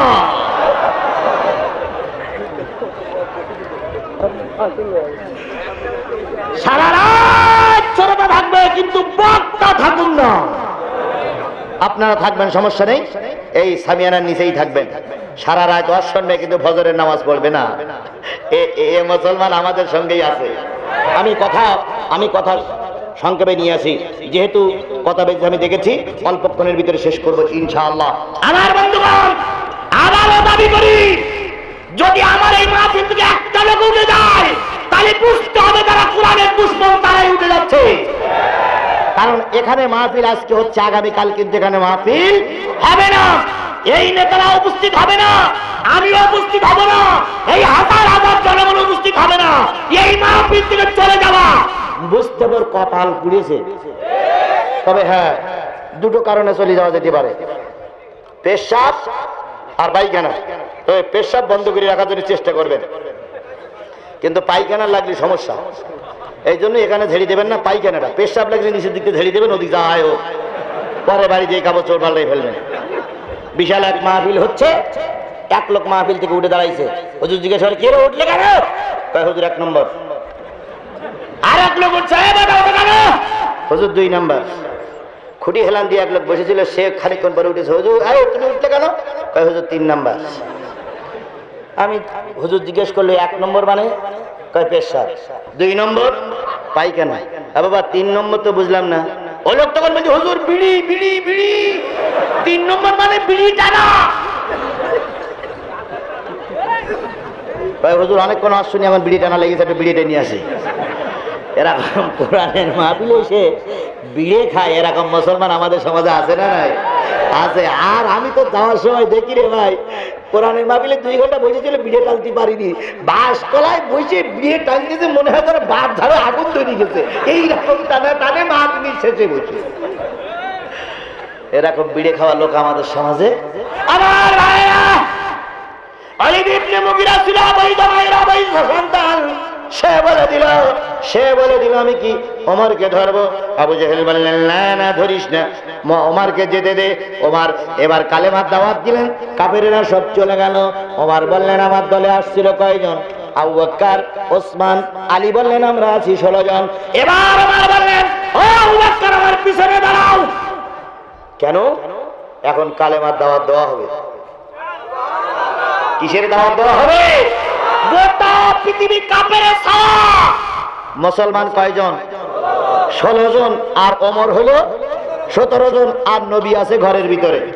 এই 18 জন পুরুষ লোক কালেমা ওয়ালা হয়েছে, আর কোন পুরুষ লোক নেই। হযরত ওমর বললেন দাঁড়াও আমার পিছনে। দাঁড়াই কি করবো? কয় তাকবীর হবে। এই তাকবীর তোমরা 16 জন উত্তর দেবা, আমি বলবো নারায়ে তাকবীর, তোমরা বলবা আল্লাহু আকবার। লোক কয়জন? 17 জন।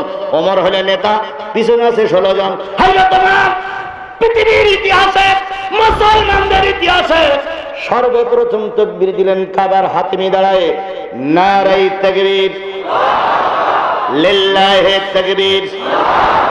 কাফেরেরা যায় তবু ফিরে ফিরে চায়, কাফেরেরা যায় তবু ফিরে ফিরে চায়। আর কয় এই যে তাকবীর শুরু হলো, এই মুসলমানদের আর বন্ধ করা যাবে না। তাহলে মুসলমানদের ইমানি শক্তি হলো তাকবীর বলা। এই তাকবীর অনেক মুসলমান সহ্য করতে পারে না। এই কোণার থেকে তাকবীর দিল, নারায়ে তাকবীর, নারায়ে তাকবীর। এবার ওরা বলে আল্লাহু আকবার। আল্লাহর আইন চাই, আল্লাহর আইন চাই, দিনে ভাইদের কর্তব্য পালন করতে দেওয়ার সুযোগ চাই। এই কথা বলার পরে মঞ্চে কিছু লোক বলে এরকম নেতা আমাদের সমাজে আছে না নাই? জোরে বলেন আছে না নাই? প্রতিদিন সকালবেলা উঠে মসজিদ থেকে তাকবীরের ধ্বনি বেশি আছে, আল্লাহু আকবার, আল্লাহু আকবার। রাতের অন্ধকারে ঘুমাতে যাই, তাকবীরের ধ্বনি শুনে ঘুমাতে যাই। এই তাকবীর যাদের ভালো লাগে না, বুঝতে হবে জন্মের সময় জন্ম হয়েছে ঠিকই, কিন্তু বৈধ বাপ ঘরে থাকিনি। দলিলটা কোন জায়গায় আছে?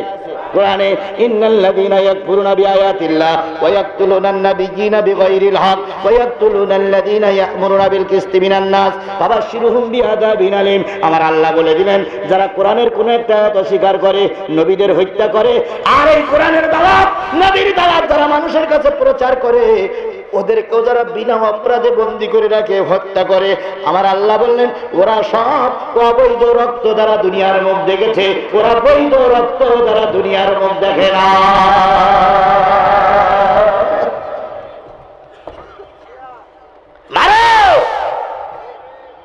তোমার হাতে শক্তি আছে কাদাও, কিন্তু তোমার এই লক্ষ্য তরবারি লক্ষ্য অস্ত্রের চাইতে একজন মুমিনের এক ফোঁটা পানির দাম আল্লাহর দরবারে অনেক বেশি।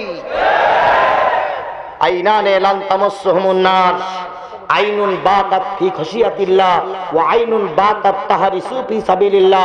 দুইটা চোখ কখনো জাহান্নামের আগুনে স্পর্শ করবে না। একটা চোখ হচ্ছে রাতের অন্ধকারে যে ব্যক্তি কাঁদে, আর একটা চোখ হচ্ছে দ্বীন প্রতিষ্ঠার জন্য যে ব্যক্তি চোখের পানি চোখের কষ্ট দেয়, এই ব্যক্তির দোয়া কখনো বৃথা যেতে হযরত ওমর ফিরে আসবেন। কাবেরেরা খুশি না বেজার? কাবেরেরা খুশি না বেজার? দারুণ বেজার। নবীর দলে এখন লোক বেশি, নবীর দলে এখন লোক বেশি, নবীর দলে এখন লোক বেশি। এখন নবীর উত্তর সুরীরা মিছিল করতে করতে চলে গেছে। এখন আর আমাদের বাঁচার তাগিদ নাই। এবার আমাদের আইন তৈরি করে মুহাম্মদকে খতম করা লাগবে। এবার তৈরি করতে হবে কি? আইন। এবার তৈরি করতে হবে কি? আইন। যারা আইন তৈরি করবে তারা আইন প্রয়োগ করবে। তাহলে আইন যেখানে তৈরি করা হয় সেই জায়গাটার নাম হচ্ছে আইনের ঘর। ভারতের যেখানে আইন তৈরি করা হয় সেই জায়গাটার নাম হচ্ছে লোকসভা, বিধানসভা।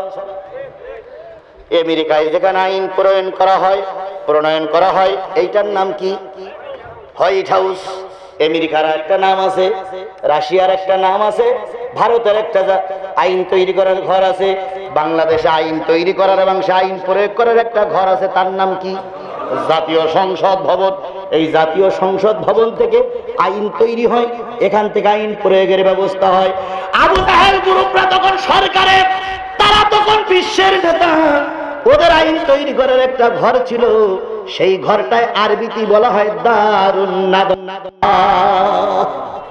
কি নাম? দারুন নাদওয়া। দার মানে ঘর, আর নাদওয়া মানে শান্তি, শান্তির ঘর। আবু জেহেলরা মুহাম্মদকে মারার জন্য আইন তৈরি করবে যে ঘরে বুঝে, সেই ঘরটার নাম কি? শান্তির ঘর। তাহলে অশান্তির ঘর কোনটা? মিথ্যাবাদী যদি সমাজের নেতা হয় তাহলে সত্যবাদীদের তো স্থান থাকে না। ডাকাত যদি সমাজের ক্ষমতাধর হয় তাহলে তো গোষ্ঠী শুদ্ধ সব ডাকাত হয়ে যাবে। ডাকাত ক্ষমতায় বসে কখনো ডাকাতির বিচার করতে পারে না। আমরা একটা পেপারে দেখলাম, এবছর যারা জাতীয় সংসদের নেতা হয়েছে তারা শতকরা 10% মেট্রিক পাশের নিচে। মানে মেট্রিক পাশের নিচে যদি 10% বা 10 জন হয়, শতকরা 10 জন যদি মেট্রিক পাশের নিচে হয়, তাহলে 300-র ভিতরে 30 জন লেখাপড়ায় জানে না। তাহলে যারা লেখাপড়া জানে না তার মুখ দিয়ে তো অনেক কিছু বাহির হবে। আমাদের ওই সাতক্ষীরার এক নেতা তো সে লেখাপড়াই জানে না। উনি বলেছিলেন যে মাননীয় কালভার্ট আমার একটা স্পিকার চাই, মাননীয় কালভার্ট আমার একটা স্পিকার চাই। স্পিকার বলতেছে, এখন যিনি রাষ্ট্রপতি তিনি তখন ছিলেন স্পিকার। স্পিকার বলতেছে, আপনি কি বলতেছেন ভেবে চিনতে বলুন। ভাই বলছি আমি সরকারি দলের লোক, মাননীয় কালভার্ট আমার একটা স্পিকার চাই। তখন পাশের থেকে একজন বলতেছে, স্যার আপনি ভুল বলতেছেন, আপনি বলেন মাননীয় স্পিকার আমার একটা কালভার্ট চাই।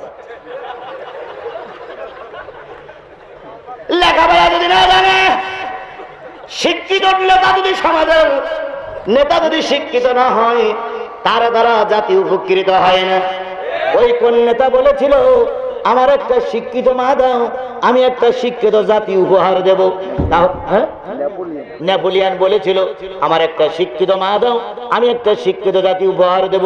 আর আমার রসুল বলেছেন জ্ঞান অর্জন করার জন্য সুদূর চীন, তখন চীনের কথা বলেছিলেন, জ্ঞান অর্জনের জন্য চীন দেশে চলে যাও। তাহলে যদি না শিক্ষিত মানুষের কথা হয়, কোন লোক যদি বলে ছেলে মেয়েদের লেখাপড়া শিখাইও না, তাহলে বুঝতে হবে জাহিলিয়াতের যুগে আছে, আজকের যুগে সে না।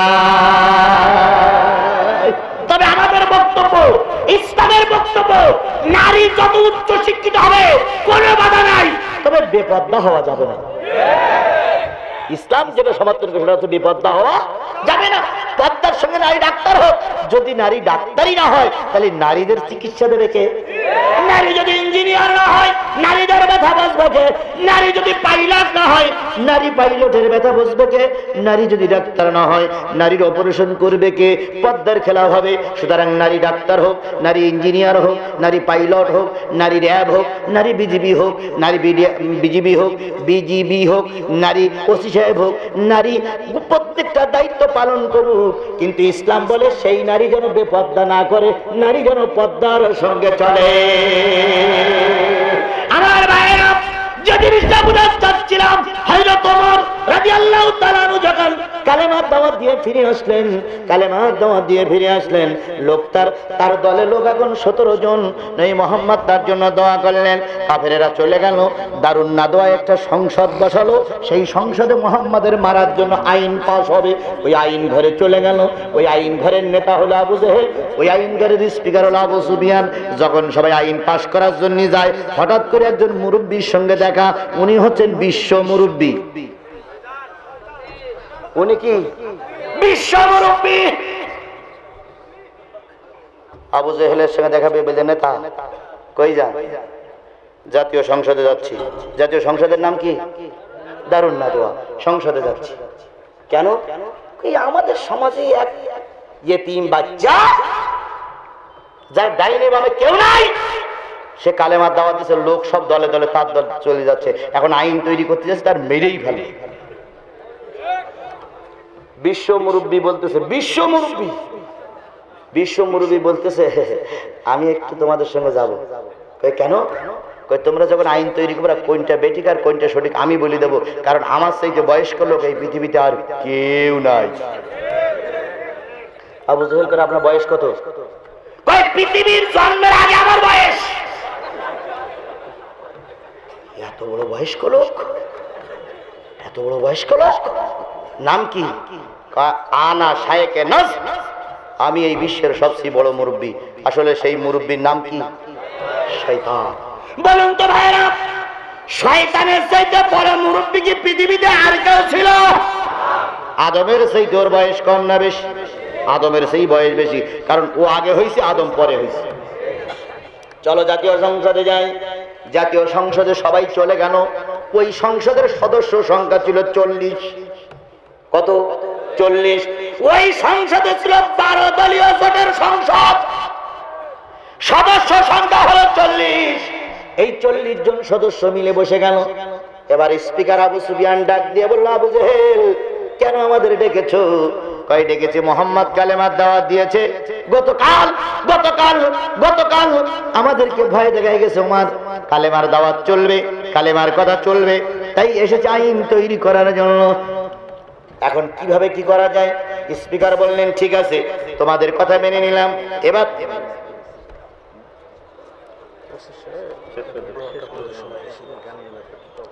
ও তাই না? আচ্ছা, বন্ধুগণ, আমাদের মাহফিলে একটা বাধ্যবাধকতা আছে। সেটা হলো, আমি এটা জানতাম না, সরকার প্রশাসন বা বিশেষ করে ওসি সাহেব, উনি এই মাহফিলটার অনুমতি দিয়েছিল 12টা পর্যন্ত। এখন বাজে কয়টা? 12টায় 20, তার মানে প্রায় 12:30 বাজতে চললো। আমাদের কিছুক্ষণ বেশি হয়ে গেছে, যার কারণে কর্তৃপক্ষ হিমশিম খাচ্ছে। তো আমি আজকের কথা, আমি কোনো জায়গায় আমার জীবনে কোনো মাহফিলে কথা অর্ধেক রেখে আমি চলে যাইনি, এটা আমি জোর গলায় বলতে পারি।